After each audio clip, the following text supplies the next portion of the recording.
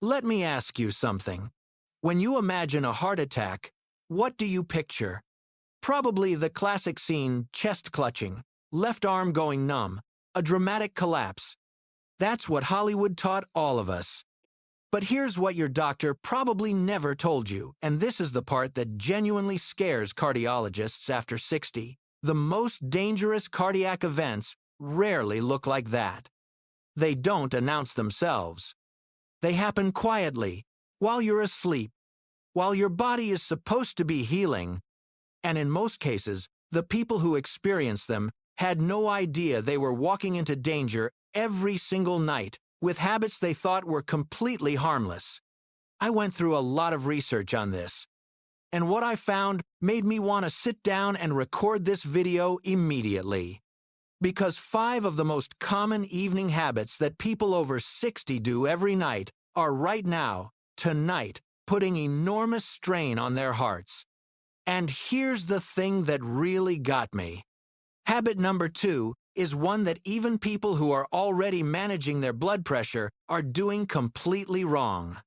Stay with me on that one. It is not what you expect. But first, let me start with a habit that almost everyone over 60 is guilty of. And most people defend it because it feels like a reward after a long day. It is 7 p.m., maybe 8. You've had a full day. You sit down to a real dinner, pasta, rice, something your family cooked. You eat well, you feel satisfied, and maybe an hour or 2 later, you go to bed. Feels perfectly normal, right? Feels like you've earned it. Here's what is actually happening inside your body during those hours. When you eat a large meal, your body sends a massive surge of blood rushing to your digestive system. Your heart has to work significantly harder to push that blood where it needs to go. Fine, that's manageable during the day, but at night, your blood pressure is supposed to be dropping. Your heart rate is supposed to be slowing down.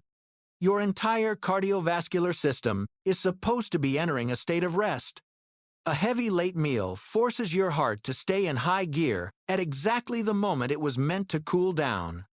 On top of that, a large dinner causes a spike in something called triglycerides, fatty particles in your blood that surge in the hours after eating. At night, when circulation is slower, they accumulate. If you're also experiencing acid reflux from eating late, which is extremely common after 60, that activates your sympathetic nervous system, pushing blood pressure even higher. Right when your heart needed rest most. If you've ever woken at 2 a.m. with your heart pounding for no clear reason, this might be exactly why. The fix is simple. Try to finish your main meal before 7 p.m. If you're hungry later. Something light, a small glass of warm milk, a banana, a few unsalted nuts is completely fine. The goal isn't to starve yourself. The goal is to stop making your heart work overtime while it's trying to recover. Drop a 1 in the comments right now if you're going to try shifting your dinner time this week. I want to see how many of us are going to make this one change together. But before you do that, I need to tell you about habit number 2. Because this one affects people who are already taking blood pressure medication, people who think they're doing everything right. And most of them have no idea. Here is something medically critical that most people do not know. During a normal, healthy night of sleep, your blood pressure drops by somewhere between 10 and 20%. Your body engineers that drop deliberately. It's part of a recovery process that repairs blood vessels, reduces inflammation, and gives your heart a genuine break. But in a significant portion of older adults, and the number is much higher than most people realize, this drop simply doesn't happen. Their blood pressure stays elevated through the night, or, even more dangerously, it actually rises. There is a specific window around 3 to 4 in the morning when blood pressure can spike dramatically in people who have this condition. It is called nocturnal hypertension, and it is a major driver of what doctors call silent cardiac events, the ones that happen while you're asleep, where people wake up feeling slightly off and don't realize anything serious occurred until much later. Now, here is where it gets complicated, so pay close attention. A major study called the Time Trial, published in The Lancet in 2022, looked at whether simply switching blood pressure medication from morning to evening would solve this. The results were clear. For the general population, making that switch did not provide meaningful benefit and in some cases introduced new risks. This means you should never change the timing of your blood pressure medication based on something you read or watched online. Not even this video. What you should do is ask your doctor specifically about 24-hour blood pressure monitoring, a device called a Holter monitor that records your readings throughout the night while you sleep. If nocturnal hypertension is affecting you, your doctor can build a plan that accounts for your specific situation. The one-size approach doesn't work here. Only your doctor knows your full picture. Now, I want to be honest with you. I almost led with habit number 3 instead of this one. Because when I first saw the numbers on it, I genuinely didn't believe them. I checked the research multiple times. And if you snore or if someone near you snores, you need to hear what comes next. Be honest with yourself. Do you snore? Has anyone ever told you that you sometimes stop breathing for a few seconds during the night?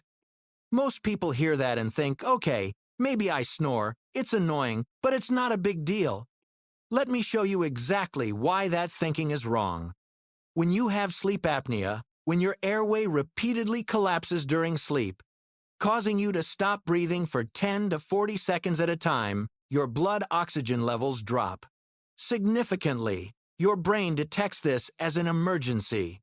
It floods your system with adrenaline and cortisol to force you to take a breath. Your heart slams into high gear, your blood pressure surges. And then the episode ends, things settle briefly, and then it happens again. And again. Sometimes 30, 40, 50 times in a single night. 50 separate cardiovascular emergencies while you believe you are sleeping peacefully. The research on what this does to the heart is some of the most alarming data in cardiovascular medicine. People with untreated sleep apnea have roughly 3 times the risk of heart attack and stroke compared to people without it. 3 times. That is not a minor statistical uptick. And because the symptoms, the fatigue, the morning headaches, the difficulty concentrating can all be explained away as just getting older. Enormous numbers of people over 60 have sleep apnea and have never been diagnosed. If you are over 60 and you snore loudly, especially if there are witnessed pauses in your breathing, please ask your doctor about a sleep study. This is not about vanity or sleep comfort. This is about whether your heart is being ambushed dozens of times every single night without you knowing it. The treatment, a CPAP machine that delivers gentle, continuous airflow to keep your airway open, is not glamorous. Nobody loves sleeping with a mask, but the evidence on what it does for cardiovascular protection is remarkable. People who stick with CPAP therapy see measurable reductions in blood pressure, improvements in heart rhythm, and dramatically lower risk of cardiac events. The discomfort of the machine is temporary. The protection it provides is ongoing, every single night. If you know someone who needs to hear this, please share this video with them right now. You don't have to explain anything. Just send it, now. Habit number 4 seems completely unrelated to everything we've discussed. It is about something as basic as drinking water. And the mistake people make goes in both directions, either not enough or too much at the wrong time, and either way, your heart pays the price while you sleep. Think about how much water you actually drink between waking up and about 6 p.m. on a typical day. For many people over 60, the honest answer is not enough. Coffee in the morning, a glass with lunch, maybe some water with medications. By late afternoon, real consistent hydration hasn't happened. So what do people do? They compensate a large glass before bed, sometimes 2, because they know hydration matters and they want to make sure they're covered for the night. Here is the problem. Both sides of this chronic daytime dehydration and excessive water right before sleep damage your heart in different ways. When you are even mildly dehydrated through the day, your blood becomes more viscous. Thicker, it moves more slowly through your arteries. If those arteries already have any degree of stiffness or narrowing, which is common with age, thicker blood moving slowly through them creates exactly the conditions where a clot can form. Your heart also works harder to push that thicker blood through. On the other side, if you drink a large amount of water in the hour or two before bed, you guarantee waking up 1, 2, sometimes 3 times during the night to urinate. And every time you break out of deep sleep, your body experiences a mini stress response heart rate up, blood pressure fluctuating, and your sleep architecture disrupted in ways you never fully recover from that night. Beyond that, getting up in the middle of the night at 65, 70, or 80 is when falls happen. And a serious fall can be a turning point that starts a cascade of health complications. The solution is practical. Aim for 1.5 to 2 liters of water distributed across your day, tapering off around 6 p.m. A small sip with evening medication is fine. A small amount if you're genuinely thirsty before bed is fine.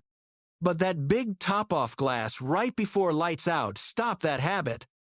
Your heart will sleep better, and so will you. We're at habit number 5 now. And I want to be upfront. This one sounds almost too simple. It's about the temperature of the room where you sleep. I know what you're thinking. Room temperature can't be a real cardiac risk factor. Keep watching, because this one surprised me. What temperature is your bedroom tonight? Too warm? A little chilly? Most people have never connected bedroom temperature to heart health in any serious way. It seems like a comfort issue, not a medical one. But your cardiovascular system is doing something very specific in relation to temperature throughout the night. And getting it wrong in either direction puts real strain on your heart. When your bedroom is too warm, consistently above about 22 degrees Celsius, which is roughly 72 degrees Fahrenheit, your body has to actively work to cool itself. It does this by pushing more blood toward the skin surface so heat can radiate away. That requires your heart to pump harder and maintain that increased circulation. All night long, it never gets to fully downshift. Meanwhile, when your bedroom is too cold below about 16 degrees Celsius or 60 degrees Fahrenheit, your blood vessels constrict. They tighten. This is your body's protective response, trying to preserve warmth for vital organs. But vasoconstriction means resistance. And resistance means your heart has to push harder against that resistance to maintain circulation, and your blood pressure rises. Again, exactly when your heart needed rest. Research consistently points to a sleep temperature sweet spot between 18 and 22 degrees Celsius, 65 to 72 degrees Fahrenheit. In that range, blood vessels relax, heart rate slows naturally, and your body cycles through restorative sleep without the extra workload of thermal regulation. If you've ever slept terribly, somewhere unusually hot or cold, and felt physically worse the next day, now you know why. Before I bring all of this together, if you're not subscribed yet, please do that now. We cover exactly this kind of science every week. The things that actually matter for your health after 60. That you don't always hear in a 5-minute doctor's appointment. Now look at what all 5 of these habits have in common. None of them feel dangerous. That's the whole point. Eating a satisfying dinner at 8 p.m. feels like self-care. Tolerating a little snoring feels like something you just live with. Drinking water before bed feels responsible. Sleeping in a warm room feels comfortable. These are the habits that don't feel like habits, they feel like life. They feel like things you've always done. And that's precisely why they're so damaging to the heart after 60. Because the cardiovascular system at 70 is not the same as it was at 40. The margins are different. The arteries are different. The body's ability to compensate and recover overnight is different. A habit that cost a 45-year-old heart nothing might be costing a 70-year-old heart something it cannot afford. The nightly restoration that a younger heart could accomplish, despite a few poor choices, an older heart often cannot manage on the same terms. That doesn't mean you are fragile. It means the conditions you create for your heart each night matter more than they used to. And correcting them costs almost nothing. Here is the protocol. Start your evening wind down with a lighter dinner before 7 p.m. Keep your water consistent through the day and taper off around 6 p.m. Don't compensate with a large glass at bedtime. Take your medications at exactly the time your doctor prescribed without adjusting the timing on your own. And if you have any concern about nocturnal blood pressure, ask specifically for 24-hour monitoring. Set your bedroom to stay between 18 and 22 degrees. And if you snore, please do not keep putting that conversation with your doctor off. A sleep study is simple. The consequences of ignoring it are not. If you're a back sleeper, try your side tonight. It's one of the easiest things you can do to reduce apnea risk, and it costs you absolutely nothing. None of this is a dramatic life overhaul. You're already sleeping every night. You're already eating dinner. You're already setting a thermostat. The only question is whether the version of those things you're doing right now is quietly helping your heart or quietly wearing it down. That's something only you can change, starting tonight. If someone in your life over 60 needs to hear this, and I think most of us know at least one person, please send them this video right now. And if this gave you something useful, a like takes 2 seconds and it genuinely helps reach more people who need this information. Tell me in the comments, which of the 5 habits are you tackling first? I read every single one. Next week, we're covering the morning habits that cardiologists say are silently raising your risk of a cardiac event before you even finish your first cup of coffee. You do not want to miss that one. Subscribe so you don't. Take care of your heart tonight. I'll see you next week.